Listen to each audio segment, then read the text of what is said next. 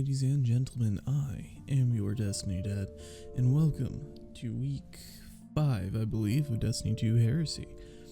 Today is Tuesday. It's a little later than I would have liked to have done this, but today we're gonna go and check out Mr. Banshee, see what he has brought us this week, and then shortly after, we'll go and speak to Miss Ada and see what she has. For anybody who does not know, the way this works is there are 2 foundries every single day. They go in rotations of 2 days. So it was Amalon yesterday, and it is Amalon today, and then this will be rotated out. And it's Field Forged today, and then it will be Field Forged and something else tomorrow, and then Field Forged will be rotated out. So it's this stair-step rotation of 2 foundries. Sometimes it'll be 3 if it's like Nadir and Castaway only have like a couple guns each that they'll focus, so they'll usually run them at the same time. But for the weapon inventory this week on Banshee, we have Nox Perennial with Loose Change Kickstart, Liquid Coils, Full Bore Handling. Overall, that wouldn't be a terrible roll for a PvP if you're looking for a top slot, high impact. PvE, I would probably skip. You could make a play for Fluted and Ionized, even Loose Change if you're going with some Strand Synergy, but Kickstart has little to no use in PvE, and the benefits that, you get more benefits from Kickstart in PvP than you do Loose Change in PvE, if that makes sense. Like if you pair Loose Change with an Add Clear perk or a damage perk, you can make it work. It's a decent reload speed perk. But aside from that, you're not going to want it with a dud here, in my opinion. That being said, this thing can get some pretty crazy rolls. I have a couple saved myself, and I like this gun a lot. It can get, I believe, Reconstruction. No, it can get Envious. This one gets Envious, Lead from Gold, Hatchling, Controlled Burst, Collective Action.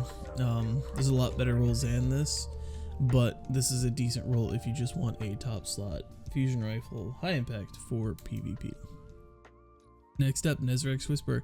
I'm like 90% sure that this has been in every single Banshee review video that I have done ever. I'm pretty sure he just sells this thing like crazy.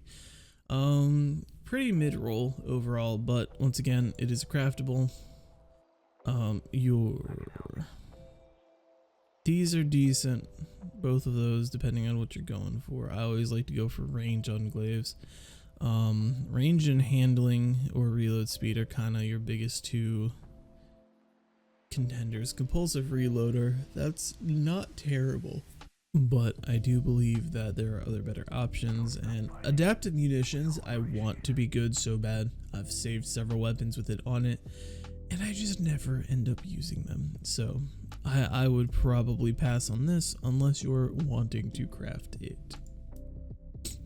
And up next we have Threaded Needle, the OG Void Linear. This thing used to actually be good once upon a time, and now everything else in the game just does 10 times more damage than it does. That being said, in Killing One Dragonfly, maybe you could make a play for PvP. There are some psychos out there who like linears in PvP. If you get a headshot, there's explosion damage. If you get more than 1 round when you pull ammo, you get mobility, range, and handling. Charge time masterwork to make it shoot faster. Projection for more range.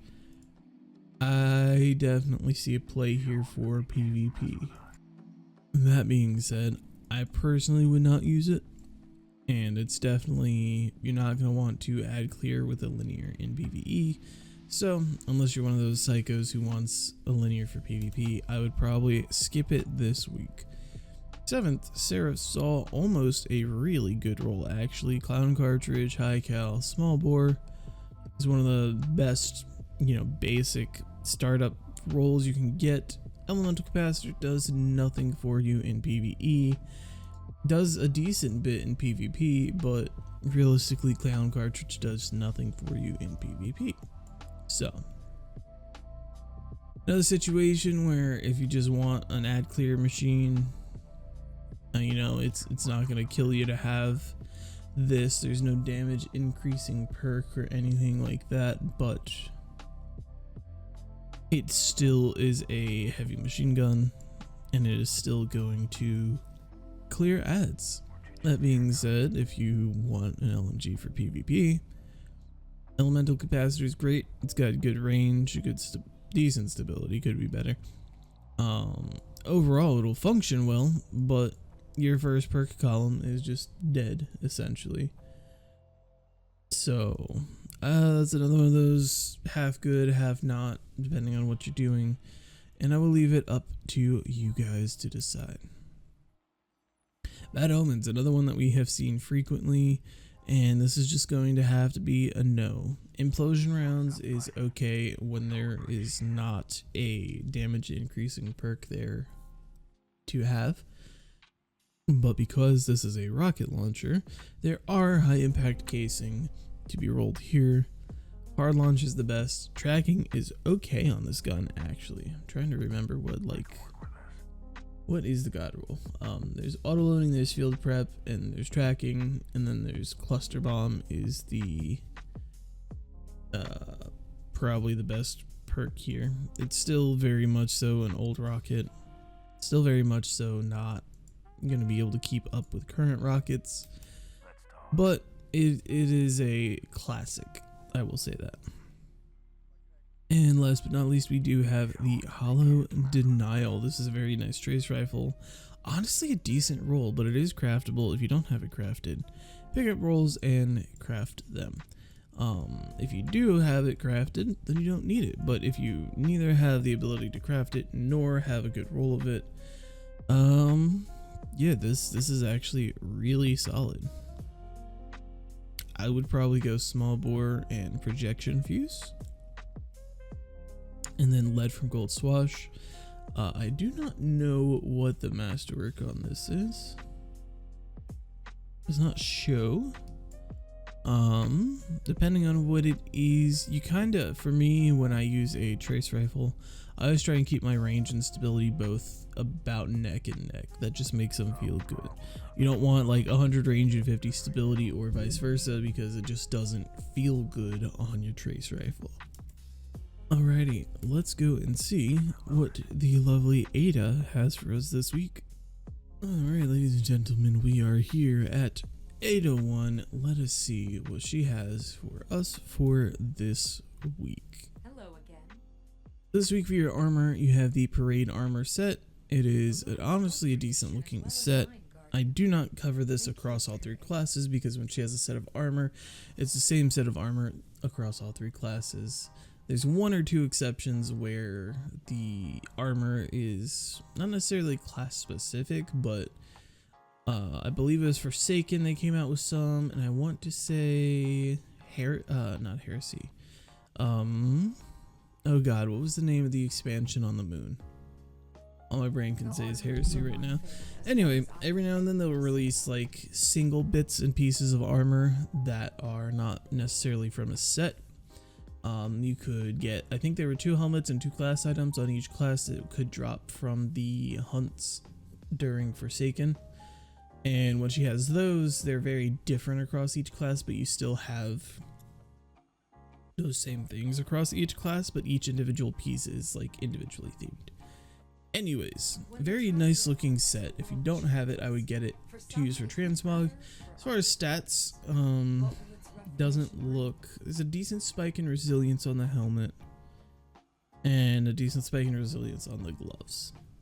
If you are brand new and you have 0 armor, you just started playing today, you could pick up the gloves and the helmet and they'll give you a decent bump start for now. Dark Amalon, very nice shader. I like this one a lot. I used to use this on, I actually used to use this on my Warlock, I believe, on some old cosmetics I used to have. But this is a very nice shader. Then we have Kairos Black. That actually looks really good as well. I haven't used this shader on anything in a long time, and I forgot that it actually was decent. And lastly, we have Dead Orbit Vision. Lots of dark shaders this week. All of them actually look really good. I never liked how the green crept in to this one for the Dead Orbit, but overall, that's like a really, really solid look. So if you don't have any of these shaders, this is season 3, this is season 2. I would say this is like season 8, maybe 7, 8. This is season of arrivals, I believe. But yeah, lots of old shaders, decent looking ones too. Anyways, that is your Banshee and Ada for the week. Thank you for coming out, checking out the video, hanging out with me. And I appreciate all of you. I hope you all enjoy, and hopefully someone somewhere finds some good things that they're needing, be it weapons or armor, or maybe some information. With all that being said, I love you guys. Thank you so much for the support. And I'll see you again on Friday for our weekly Xur review. Have a good week, Guardians.